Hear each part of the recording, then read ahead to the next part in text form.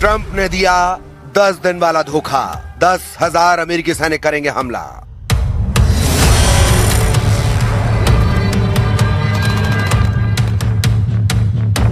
महीने भर के ईरान युद्ध ने सब कुछ तबाह कर डाला है। दुनिया भर में तेल का कोहराम मचा हुआ है और इधर ईरान किसी भी कीमत पर हार मानने को तैयार नहीं है। हम आपको दिखाने जा रहे हैं कि अचानक ट्रंप ने 10 दिन तक ईरान पर हमला करने का फैसला क्यों लिया है। क्या ईरान से गुप्त मीटिंग के बाद ट्रंप को पता चल गया है कि ईरान को हराना नामुमकिन है। साथ ही ये भी जान लीजिए कि क्यों इजराइल लगभग महीने भर की जंग के बाद ये कहने को मजबूर हुआ है कि उसके पास जंग करने के लिए सैनिकों की कमी हो सकती है, और क्यों अचानक ट्रंप ईरान के तेल पर मेहरबान हो रहे हैं। क्या ट्रंप ईरान के साथ 10 दिन का ऐसा धोखा करने जा रहे हैं जिसके चलते वो ईरान के होर्मुज और खार्ग द्वीप पर कब्जा कर लेंगे।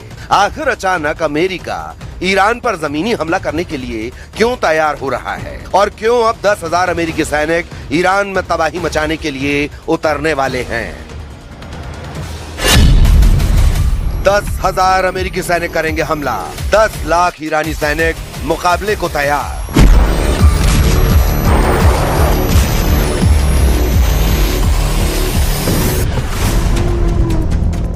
ईरान के 10,000 ठिकानों को अमेरिका तबाह कर चुका है। अमेरिका और इजराइल मिलकर 21,000 से ज्यादा बम और मिसाइलें ईरान पर दाग चुके हैं। 90% से ज्यादा ईरानी मिसाइलों के लॉन्चर तबाह करने का दावा अमेरिका कर चुका है। 85% से ज्यादा मिसाइलें ईरान की तबाह हो चुकी हैं। ईरान की एयरफोर्स और नेवी पूरी तरह से तबाह करने का दावा ट्रंप कर चुके हैं। लेकिन उसके बावजूद ईरान ने इजराइल और अमेरिकी ठिकानों पर मिसाइलों की 83वीं लहर शुरू कर दी है। पिछले 24 घंटे में इजराइल के तेल अवीव, हाइफा, सफेद, डिमोना शहर पर भीषण हमले हो चुके हैं। ईरान के इन हमलों की ताकत से साफ पता चलता है कि ईरान को हराना बेहद मुश्किल है। इसकी सबसे बड़ी वजह यह है कि ईरान जबरदस्त तरीके से अमेरिका और इजराइल पर पलटवार कर रहा है।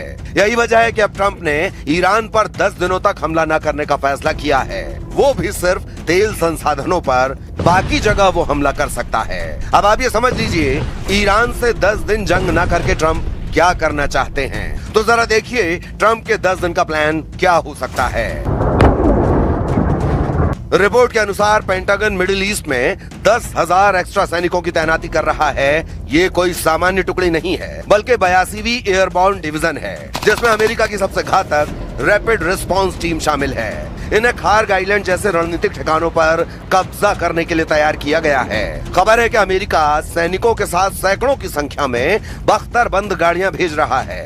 पैदल सेना के साथ भारी टैंकों और बख्तरबंद गाड़ियों की खेप भेजी जा रही है, जो साबित करती है कि अमेरिका केवल हवाई हमले नहीं बल्कि जमीन पर नियंत्रण की योजना बना रहा है। यानी ईरान के खार्ग द्वीप पर पूरी तरह से अमेरिका और इजराइल का कब्जा। ये 10,000 नए अमेरिकी सैनिक पहले से मौजूद 5,000 मरीन और हजारों पैराट्रूपर्स के साथ मिलकर एक स्ट्राइक फोर्स बनाएंगे। यही वजह है कि ईरान ने भी अमेरिका के 10,000 सैनिकों के जवाब में अपने 10 लाख से ज्यादा सैनिकों को जंग में उतारना शुरू कर दिया है।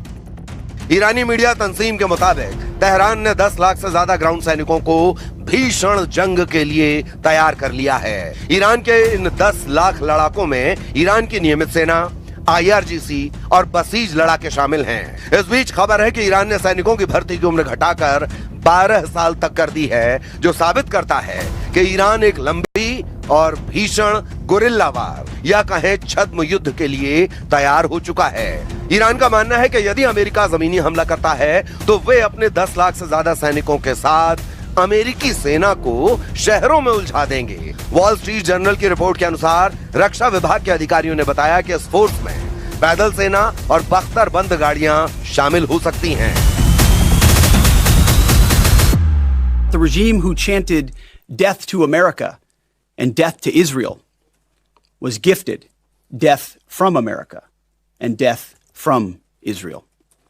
This is not a so-called regime change war, but the regime sure did change, and the world is better off for it. Trump के 10-day प्लान पर पेंटागन में मचा गदर। खुफिया इनपुट्स के अनुसार पेंटागन के कुछ वरिष्ठ अधिकारी और सैन्य कमांडर ट्रंप की अनप्रिडिक्टेबल यानी अनिश्चित रणनीति से बेहद नाराज हैं। खबर है कि राष्ट्रपति ट्रंप सरकार में रक्षा मंत्री पीट हेग्सेथ और जनरल केन इस बात से नाराज हैं कि ट्रंप 10 दिन तक ईरान पर हमला करने से रोक रहे हैं। दावा तो यहां तक किया जा रहा है कि ट्रंप ने जिस तरह से अचानक ईरान पर हमले रोकने के निर्देश दिए हैं, उससे ट्रंप सरकार में मंत्री और जनरल उनके खिलाफ होने लगे हैं।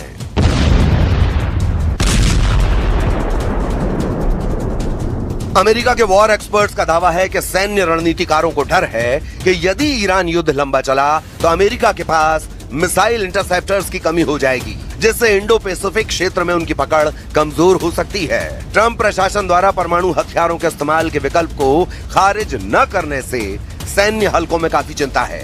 राष्ट्रपति डोनाल्ड ट्रंप द्वारा ईरान पर हमलों की डेडलाइन को 6 अप्रैल तक बढ़ाने के फैसले ने वॉशिंगटन से लेकर तेहरान तक खलबली मचा दी है। इस 10 दिन के पॉज के पीछे गहरा सैन्य और आर्थिक गणित छिपा है। ईरान इस 10 दिन की मोहलत का उपयोग अपनी हार को टालने और जवाबी हमले की तैयारी के लिए कर रहा है। खुफिया इनपुट बताते हैं कि ईरान अपनी महत्वपूर्ण मिसाइल लॉन्चर्स और परमाणु उपकरणों को सतह से हटाकर भूमिगत सुरंगों में छिपा रहा है। ईरान इस समय का उपयोग 10 लाख सैनिकों को बॉर्डर पर तैनात करने और बसीज लड़ाकों को शहरी युद्ध के लिए तैयार करने में कर रहा है।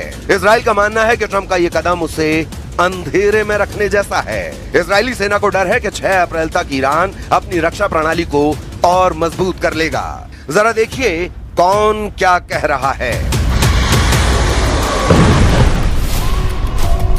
मार्को रूबियो विदेश मंत्री। रूबियो ईरान पर अंतिम प्रहार के पक्षधर हैं। रूबियो नेटो देशों की निष्क्रियता और ट्रंप के बार बार डेडलाइन बढ़ाने से बेहद खफा हैं। जो कैंट, पूर्व काउंटर टेररिज्म डायरेक्टर, इन्होंने हाल ही में अपने पद से इस्तीफा दे दिया है। उनका आरोप है कि ट्रंप प्रशासन बिना किसी ठोस रणनीति के अमेरिका को एक और 20 साल चलने वाले युद्ध में झोंक रहा है।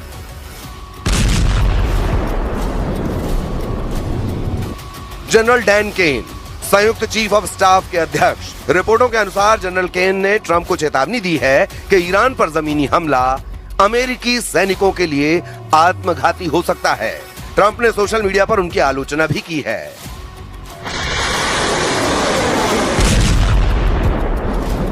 Admiral Brad Cooper, CENTCOM chief. हालांकि वे कह रहे हैं कि ऑपरेशन योजना के अनुसार चल रहा है, लेकिन अंदरूनी सूत्रों का कहना है कि वे हवाई हमलों को बीच में रोकने के फैसले से खुश नहीं हैं, क्योंकि इससे नौसेना की सुरक्षा को खतरा बढ़ गया है।